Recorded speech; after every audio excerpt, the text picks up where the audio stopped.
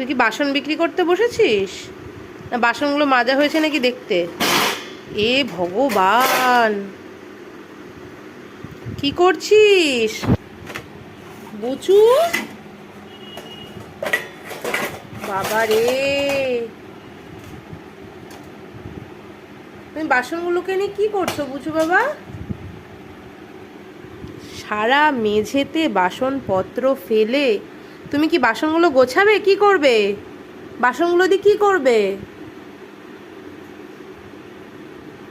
ওটা কি তোমার চামচ? ও নিজের চামচটা নিয়ে নিয়েছে, এবার চললো কোথায়? ব্যাস, বাসন দিয়ে খেলা ওর হয়ে গেল, মন ভরে গেছে বাসন দিয়ে খেলা। বুচু,